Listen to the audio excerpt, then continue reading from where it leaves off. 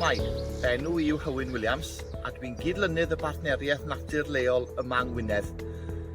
Dim ond eich atgoffa chi gyd fe fydd Wythnos Natur Cymru eleni yn digwydd rhwng yr 2 a'r 10 o Orffennaf.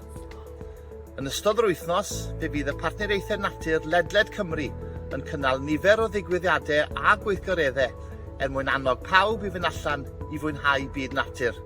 Mwynhewch!